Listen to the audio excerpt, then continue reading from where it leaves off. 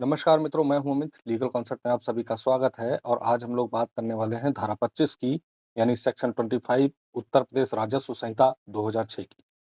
इसमें मार्ग अधिकार और अन्य सुखाचारों के बारे में बताया गया। गांव देहात में जो खेत होते हैं, उसमें रास्ते में जाने के लिए किसी कृषक को अपनी खेत पर जाना है या चारागाह वगैरह हो, तो उसके रास्ते के जो प्रोविजन है, वे जो होगा जिससे वो जाएगा उस जगह पर, उससे रिलेटेड प्रोविजंस दे रखे हैं। याद रहे, इसमें सार्वजनिक सड़क, पथ और सार्वजनिक भूमि से संबंधित प्रोविजंस नहीं, वो अगले सेक्शन में है।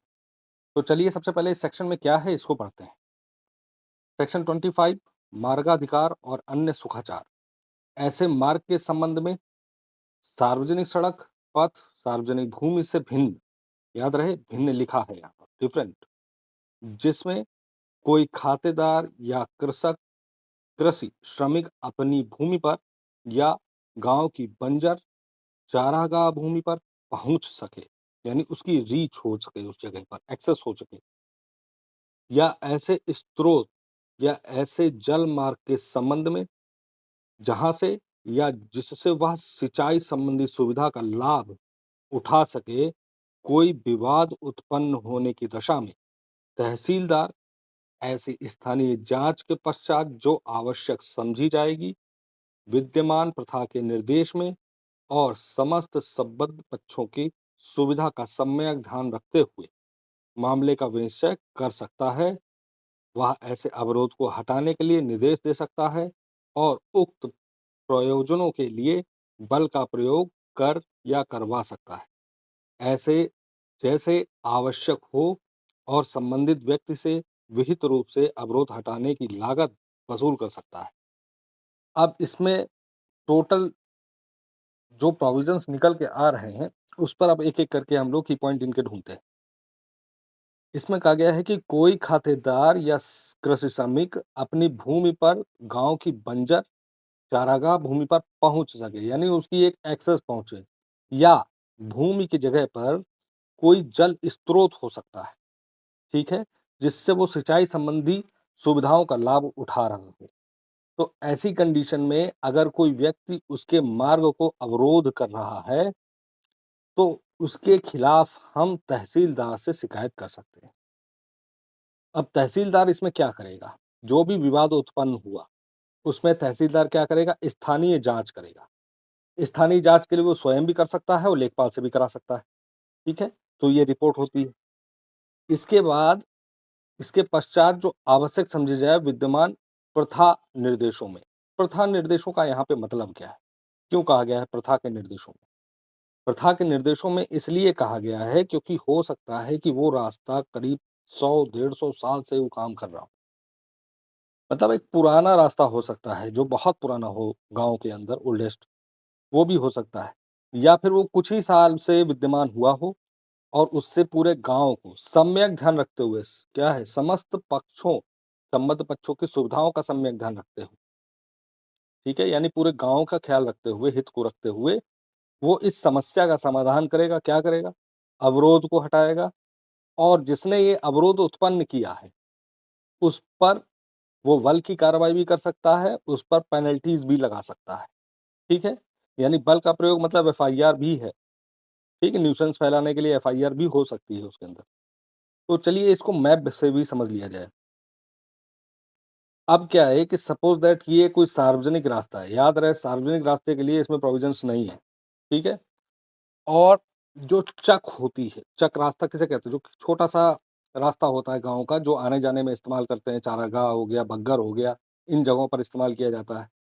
या जल का कोई स्रोत है, पानी की ज़रूरत वहाँ से पूरी होती है, तो इस तरीके से एक छोटा पतला रास्ता होता है जो मिट्टी का बना होता है, पक्का नहीं होता, जैसे डामर का सार्वजनिक रास्ता होता है, वैसे डामर का रास्ता नहीं होता वो। तो अब जैसे सपोज़ दैट कोई ई पर्सन है, ठीक है? ई किसान है। अब उसको अपने खेत में जाने के लिए, सपोज़ दैट ये खेत है उसका, ठीक है? इस खेत में जाने के लिए उसको पहले जी और एच के बीच में जो चक्रोट निकली है, उसके पर जाना पड़ेगा, ठीक है? तभी वो एंट्री कर सकता है। एक रास्ता इधर से भी है इसका, ठीक है? एक रास्ता इसका इधर से भी है, एक रास्ता इधर से है, और ऐसे चारों तरफ से उसके पास रास्ते हैं, लेकिन लैंडलॉक खेत है। ये ध्यान रखने वाली बात यहाँ पॉइंट है कि लैंडलॉक खेत है वो, चारों तरफ से खेत बने हुए हैं। अब जैसे जी को जाना है तो वो तो डायरेक्ट ऐसे पहुँच सकता है, पर ई को जाना वो डायरेक्ट नहीं पहुँच सकता। तो ऐसी कंडीशन में सपोज दैट कि जी और ई इसको मना कर दें कि ये यहाँ पर यानी ई अपने खेत में एंट्री नहीं करेगा हमारी तरफ से, ठीक है? और इधर से बी, ए, बी और सी तीनों मना कर दें। मतलब सपोज दैट कि शत्रुता हो गई है, डी हो गया, ई हो गया, ये सब मना कर दें कि इसको हम जो है सब भाई हैं आपस में, इसको जो है हम आने नहीं देंगे। तो ये लैंडलॉक खेत है, लैंडलॉक खेत में बेचारे को कहाँ से जाने को मिलेगा? कोई रास्ता जब नहीं मिलता है उसको, खेत खत्म हो जाएगा, खराब हो जाएगा। तो ऐसी कंडीशन में वो अपने तहसील के तहसीलदार से बात करेगा, यानी उसके पास कंप्लेंट भेजेगा। कंप्लेंट भेजने के बाद जो तहसीलदार होगा वो रिपोर्ट देगा कि क्या रिपोर्ट्स हैं, क्या इस तरीके की कंडीशंस पैदा हो रही हैं।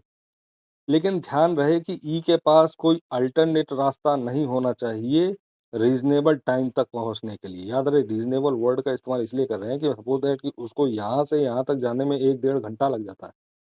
वो रीज़नेबल टाइम नहीं है, ठीक है? यहाँ पहुँचने में केवल 10 ही मिनट लगता है।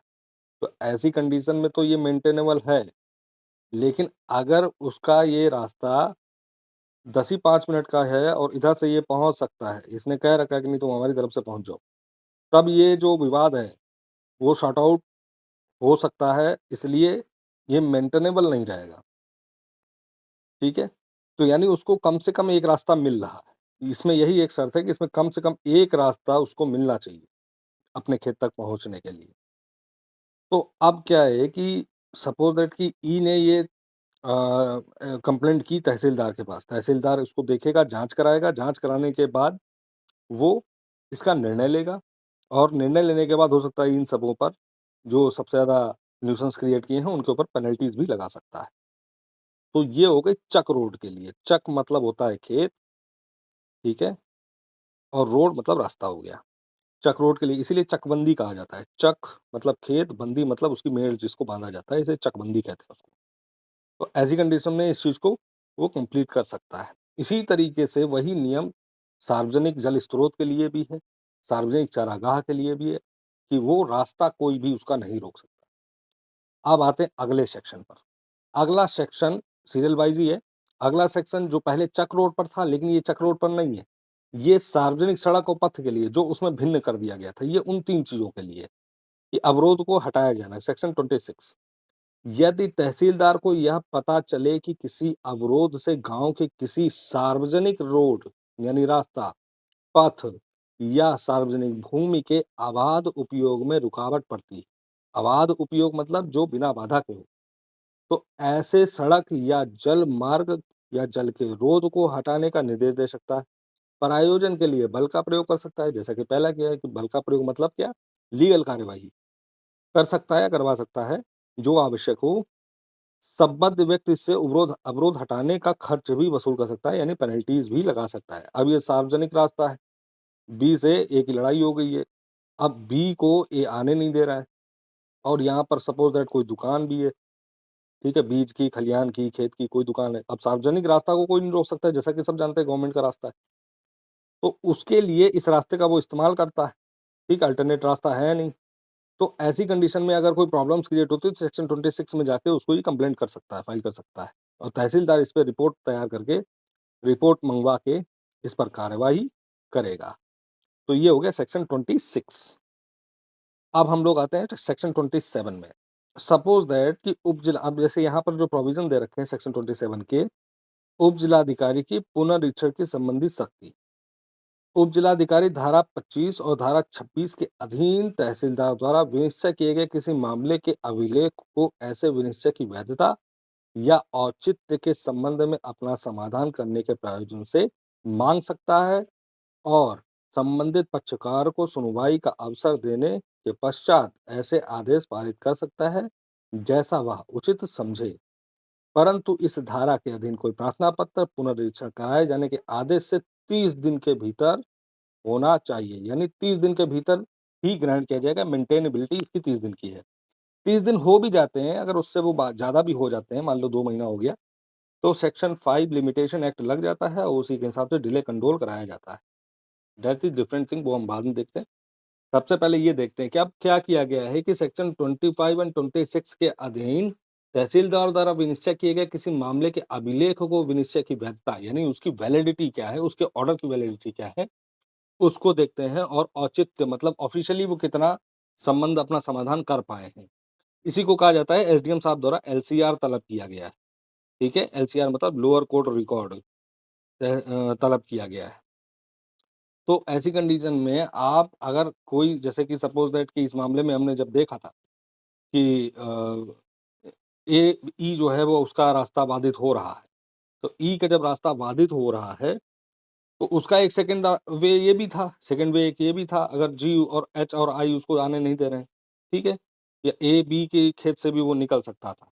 लेकिन ऐसा नहीं हो रहा है, तो ऐसी कंडीशन में कोई कन्फ्यूज़न ना रहे इस चीज़ को लेके, उसको वो अपील कर सकता है। सपोज़ दैट कि जी सोचता है कि मेरे राइट्स का वायलेशन हो गया है इसमें, ठीक है?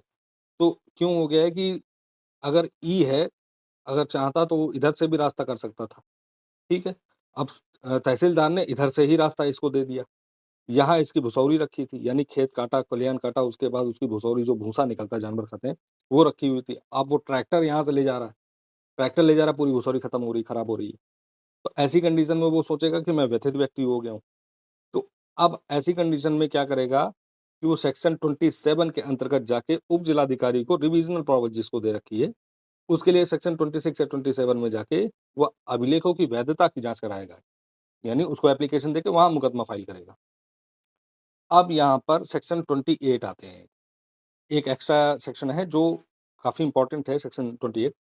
आदेश द्वारा सुखाचार आदि के किसी अधिकार को स्थापित किए जाने से विवर्जित न किया जाना और इस अध्याय के अधीन दिया गया कोई आदेश किसी व्यक्ति को सुखाचार के ऐसे अधिकार या रूढ़िगत अधिकार स्थापित करने से विवर्जित नहीं करेगा जिसका दावा वो सिविल वाद द्वारा कर सकता है। यानी यहाँ पर अगर रास्ते का मामला देखिए, रास्ते के मामले में पावर जो होती है वो आम तौर पर सिविल कोर्ट के पास होती है, लेकिन रेवेन्यू मैटर्स में जो पावर होती है वो तहसीलदार और एसडीएम साहब के पास भी होती है। अब यहाँ पर क्या किया गया है कि अगर कोई व्यक्ति इन सब से भी व्यथित है, ठीक है?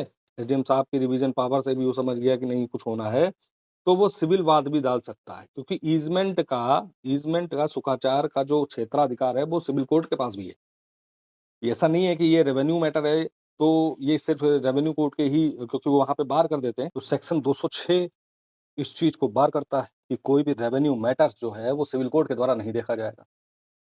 लेकिन यहाँ पर ये बार नहीं करता है। सेक्शन 25 एंड 26 के मामले में इस चीज़ को बार नहीं करता है और कोई भी व्यक्ति जो है वो सिविल कोर्ट भी जा सकता है, वहाँ से भी रेमेडी ले सकता है क्योंकि ईज़मेंट की power mainly power civil court की ही होती है। लेकिन रेवेन्यू कोड में भी सेक्शन 26 और 25 में इस चीज़ को पावर रेवेन्यू ऑफिसर्स को दे रखी है। तो दोनों ही जगह रास्ते खुले हैं और उसकी अपील भी कर सकते हैं। तो कुल मिला के अगर ये इन्फॉर्मेशन आपको अच्छी लगी हो, तो प्लीज़ चैनल को सब्सक्राइब करिएगा, जिससे मैं आगे भी अच्छे वीडियो बना सकूँ आप लोगों के लिए। Thank you.